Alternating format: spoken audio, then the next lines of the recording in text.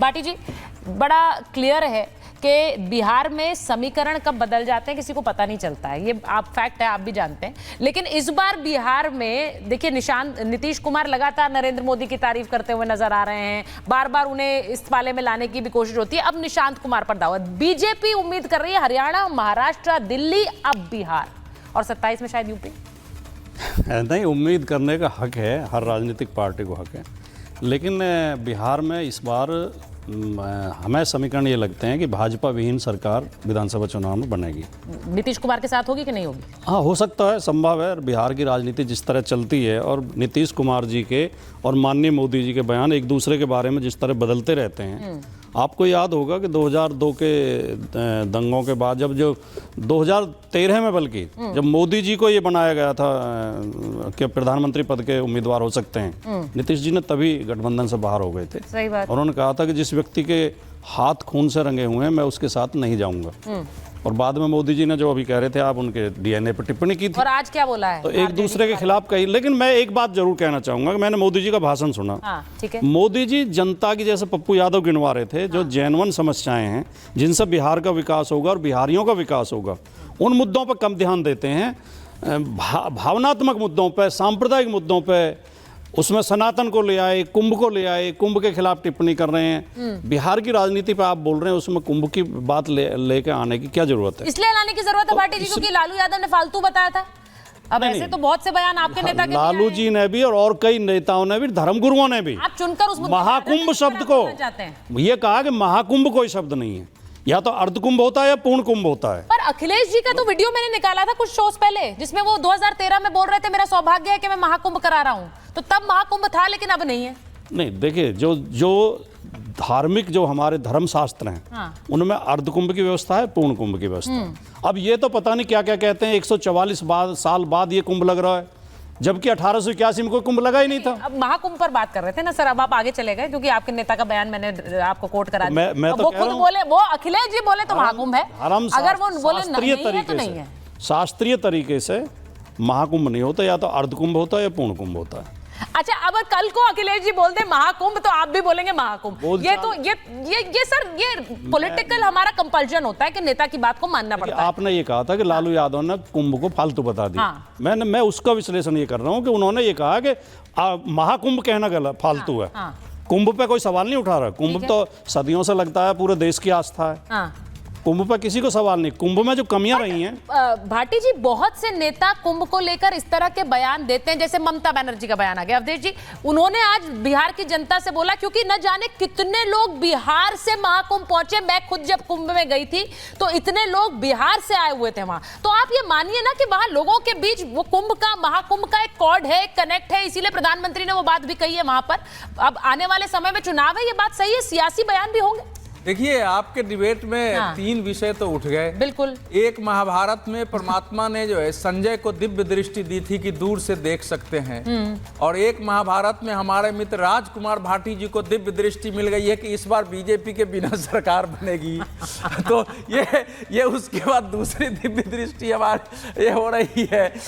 अब ये इस समय क्या है कि महाकुंभ इस समय जो है संपूर्ण दुनिया के लिए एक ऐसा रहस्य और आश्चर्य बन के उभरा है कि तमाम दुष्प्रचारों के बावजूद, एक माया उत्पन्न करने के बावजूद कि पानी जहरीला है, सड़क पर भीड़ है, व्यवस्था नहीं है, गांव-गांव, शहरों से जिस ढंग से जाति, क्षेत्र, पार्टियों का भेद तोड़कर लोग आ रहे हो, एक डुबकी लगा लो। ये जो एक महाक्रांति है इस समय, जिसको कल्पना थी कि भारत में आध्यात्मिक सांस्कृतिक पुनर्जागरण और क्रांति होगी, राजनीतिक क्रांति भारत और दुनिया में परिवर्तन नहीं लाएगा, तो वो जो महाक्रांति की बेला आई है उससे एक भय पैदा हो गया है। कुछ भी बोलते समय याद रखो, और उस भय में कुछ बातें निकल रही है। अब इस समय अगर इस देश में आप सोचो, दुनिया में कहीं भी अगर उस देश की 40% से ज्यादा आबादी जाकर डुबकी लगा चुकी हो, तो क्या देश के प्रधानमंत्री, देश के नेता उस पर चर्चा नहीं करेंगे?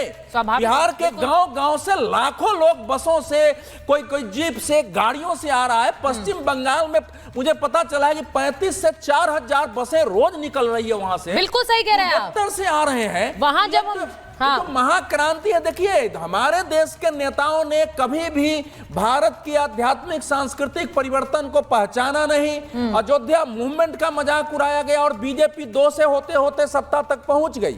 उसी प्रकार से ये जो कुंभ का जो एक दिव्य शक्ति उभरी है, उसको पहचानने के अभाव में कुछ भी बोल रहे हैं, उसी फ्रस्ट्रेशन में नहीं, ये सियासी है, ये मामला सियासी है। बिहार में डर है कि फालतू कुंभ है। कुंभ में तो जो है पॉल्यूशन बोर्ड ने कहा होगा, लेकिन लोगों को उससे कोई लेना देना नहीं है। ठीक है, भाटी जी लोग जा रहे हैं। और मैं ये बताऊं कि 2 दिन बचे हैं। तूफान आता है, 10 सेकंड सारी गंदगी, बड़े बड़े अट्टालिकाएं धुल जाते हैं। एक साइलेंट क्रांति है लोगों ये तूफान है, ये तूफान है। वो कह रहे हैं धुल जाते हैं भाटी जी, वो ये कह रहे हैं महातूफान में बिहार में भी आंधी आ सकती है, यूपी में भी आ सकती है। भाई, भारतीय सभ्यता और संस्कृति विश्व की पुरातन सभ्यता और संस्कृति है, प्राचीनतम, ठीक है, सबसे प्राचीन। बिल्कुल सही। और आपने वो इकबाल के वो सुना होगा शेर कि यूनान मिस्र रोमा सब मिट गए जहां से, बाकी रहा है लेकिन नामो निशा हमारा।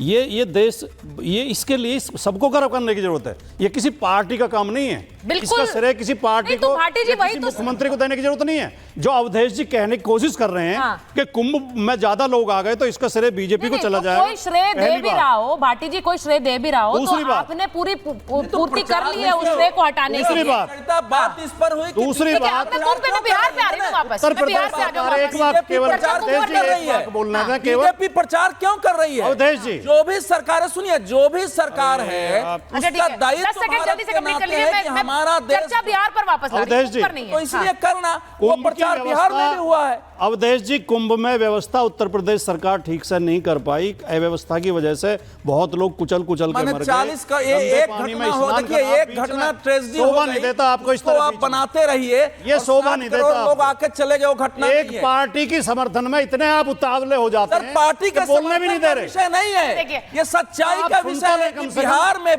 बिहार में भी बजट में पहली बार देश के अखबारों ने लिखा कि बिहार लाइमलाइट में चुनाव के कारण आया है। मैं एक बार बिहार की राजनीति में वापस आ रही हूँ। मैं बिहार की मुझे दुख है कि बीजेपी के समर्थन में अवधेश जी का पत्रकार मर गया। आप पत्रकार नहीं बचे, कोई बात नहीं है, दुख है मुझे इस बात का। वो कह रहे कुछ बात नहीं, चिल्ला रहे हैं आप बीजेपी प्रवक्ताओं की तरह। नहीं, इसमें चिल्लाने, आप बोलने क्यों नहीं दे रहे हमें? सर चिल्लाने क्या बोलने क्यों नहीं दे रहे आप? डिबेट कर रहा हूँ, आप अपनी डिबेट नहीं कर रहे आप, ये डिबेट नहीं है। नहीं, ये डिबेट नहीं, बीच में चिल्लाना डिबेट का तरीका बीजेपी प्रवक्ताओं अच्छा चलिए, ठीक है, चलिए मैं एक बार सुनिए, आप दोनों को एक बार रिक्वेस्ट कर रही हूँ। मैं जरा वापस डिबेट बिहार पे वापस आ रही हूँ, मैं आ रही हूँ, वापस आ रही हूँ, भाटी जी आ रही हूँ। ठीक है, एक वाक्य बोलिएगा। कुंभ में लोग कुचल के मर गए, कुंभ में गंदे पानी में स्नान करना पड़ रहा, कुंभ में आगजनी हुई, कुंभ में फ्रॉड हुआ, नकली वीआईपी सिटी बसा दी गई। इन सवालों को उठाना सनातन का या आस्था का अपमान कैसे?